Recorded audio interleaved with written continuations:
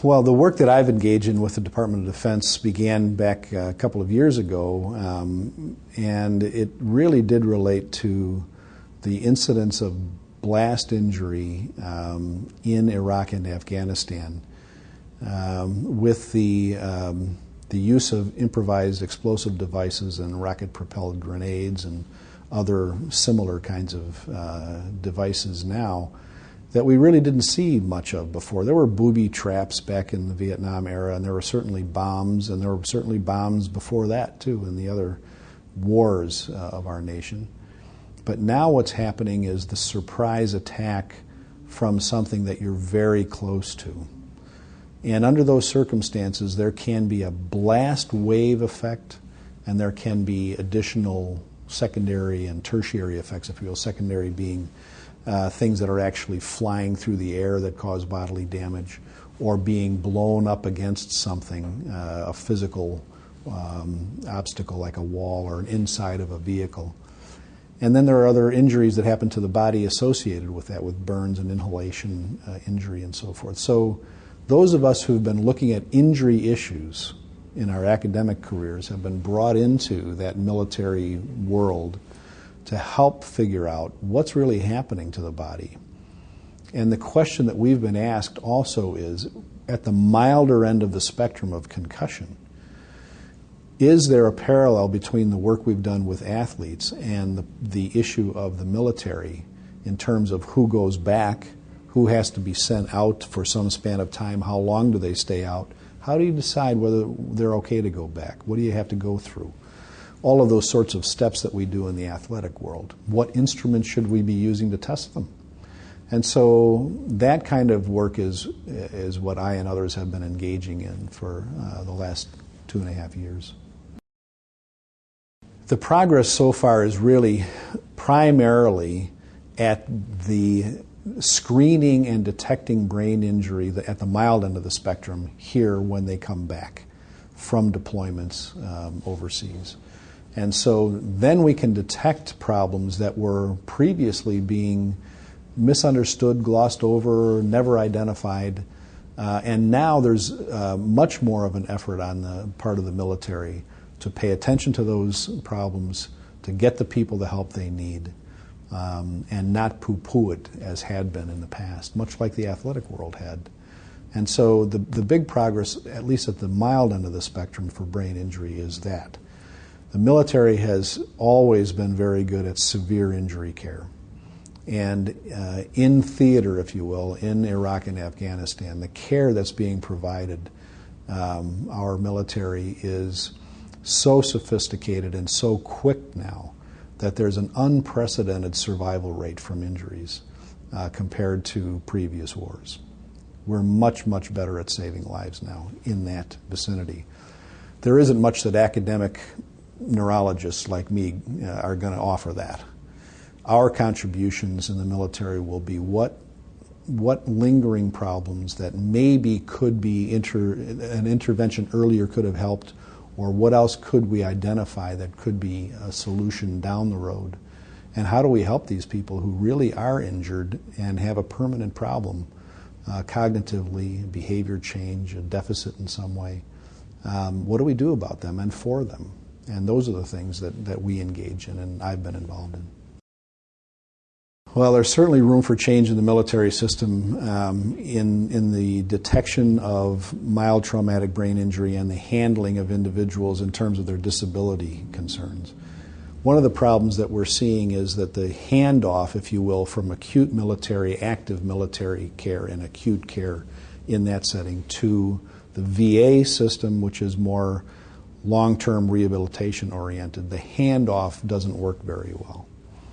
And so the VA has gotten better at screening and has teams now up and running that bring in all individuals and screen them for the evidence of post-traumatic stress disorder and mild traumatic brain injury. And if in fact they have problems, then they're sent off to more detailed evaluation and care.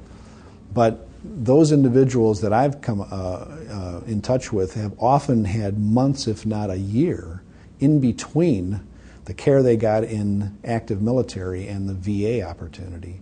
And sometimes they get nothing in between. Sometimes they've waited so long that they've actually gotten worse. And sometimes they're misunderstood at the earlier stages and not given the proper disability status so that they can't apply for the proper care in the VA system. So there are administrative problems that interfere with that handoff. There's timing that's way too long, and people know this. It's not just me talking, and these are things that I've heard and I know people are working on. But those are the areas of improvement I think that we really need to make. There's systematic changes that make it all work better so that there's a seamless care that works from one to the next. The issue of post-traumatic stress disorder coming from this war may be worse and greater than that of traumatic brain injury. And one of the things we know is that post-traumatic stress disorder changes the brain. It changes brain function. There are areas of the brain that are specifically injured in some way physiologically that change it, and we know that. And individuals with PTSD can look as bad, or in some cases worse, on neuropsychological testing than people who had the mild traumatic brain injury. And so there's growing evidence that post-traumatic stress disorder is a type of brain injury, not a biomechanical brain injury, although certainly there are some who've had biomechanical brain injuries, traumatic brain injuries, and PTSD simultaneously or near enough in time over a span of time that they have both conditions. And so that's what we're wrestling with now, is how to identify those people with those problems and how to help them best. And it may very well be that what really happened to them is less important than we had thought. The problem now is looking at their constellation of symptoms and treating them, regardless of what the cause was. So that under those circumstances, you take the person the way he or she is and address those issues that they present with, and not get bogged down with what was causative under the circumstances as much as we have so far. That's what I struggle with, because all my career I've said, well, what happened to the person? We need to know what happened to that person's brain in order to make sense of the treatment.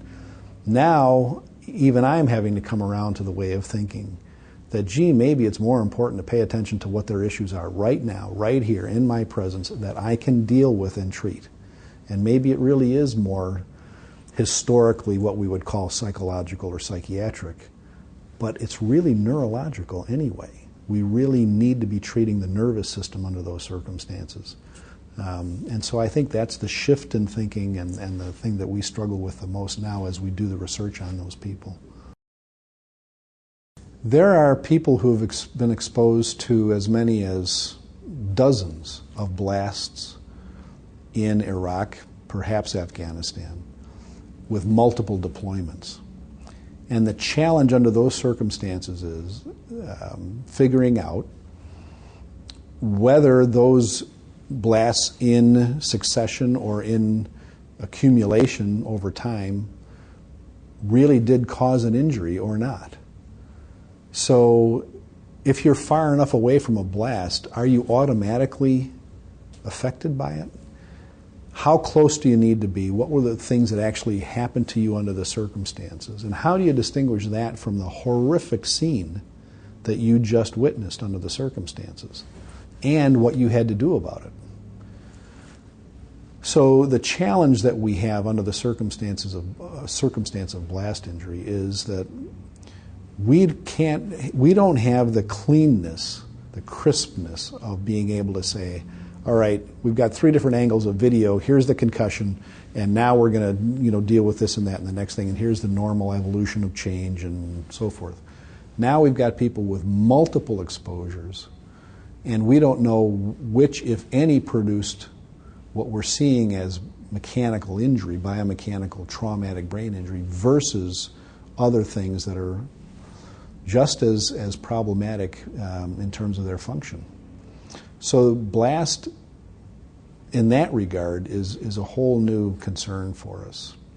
And the other part of that is there can be a change that affects the body with a blast injury in ways that we're looking into now that actually don't even have to push the head up against anything and can still be problematic for the brain because of changes to the chest and abdomen and changes in blood flow to the brain. And so all of that still has to be figured out. The research is ongoing in all of those areas now. I think among the trickiest issues very forward at the military front are the life threat issues that individuals experience. If we were to just take one example of a bomb exploding, a roadside bomb, those individuals for whom that's near are immediately affected by the sound. Often their ears are affected. Sometimes their eardrums are perforated. So there's the resounding sound and the residual effect of that from a hearing perspective, the disorientation, the surprise, the fright, and then they come under fire by small arms fire. So their life is threatened not only by the immediate explosion, but by being then sitting targets. And so people have to kind of watch out for each other, pull together, and so forth under those circumstances. I think that an individual who experiences that sort of thing changes in many ways under the circumstances. The nervous system is affected not only by waves and so forth, but by the actual emotional experience that occurs under those circumstances. And those individuals, I think, have ongoing needs thereafter that can't be dismissed, whether they really had a traumatic brain injury or not. They've experienced a life-changing, life-threatening event that for them may haunt them for a long, long time. There are things that we can do to help them through that. The earlier we intervene in those ways, the better. And I think those are the kinds of things that we really need to pay attention to. The forward front decision making as to are you okay or aren't you can't just be left to that question, because that individual probably doesn't know if they're okay or not until some slightly longer span of time. So the ongoing assessment and care of that individual with a safe environment, silly as it sounds, in a war zone, and the protection that's needed for them to truly be okay is something we need to pay much more attention to. They actually have a variety of therapeutic interventions to address the issue, to actually talk it through. Occasionally there are some medications that are helpful for certain individuals, and there are anxiety, medications and so forth. But one of the things we're learning is that the sooner in theater, not necessarily very far forward, but in theater, in the backstage, if you will, talking about that issue, getting it out in the open, not necessarily reliving it in some therapeutic session, but going through it with somebody so that it's no longer as threatening, they get it out. That kind of thing in the proper structured fashion is very helpful. The more it's left pushed to the side and individuals are expected to move forward and carry on and deny all of this other stuff that they're carrying, the more it's likely to cause them trouble down the road. And then we have much more work to help with on their return. I think there's actually a rethinking of the process that we're going through as to what's the level of seriousness that you need to take a specific injury, because in the sports world it can be a very straightforward and simple issue that doesn't have all the other components to it that the wartime episode would. But as we now understand the overlapping of the emotional aspects of stress associated with the injury and the change in the person's life and all the other things that they witness in the war scene that could be horrible, now we're learning that maybe there is a little bit of that, not the same degree, but in athletes, that there's a change and there are things that are truly not just unpleasant, but beyond that are stressful and distressing to the individual that aren't just the cognitive problems. And so just as an example of that, I'm being asked to speak to that issue specifically in Zurich coming up this fall. There's the third international sports concussion meeting that's happening there, and it's the International Ice Hockey Federation, FIFA, the soccer oversight worldwide, and the International Olympic Committee that sponsor this. And they're actually asking the panel different questions, and I think partly it's because people are looking at the military experience and reading much more about it and understanding the overlap of psychological and neurological problems in a different way. So not only has the sports world contributed to the military thinking, but I think we're starting to see contributions in the other direction.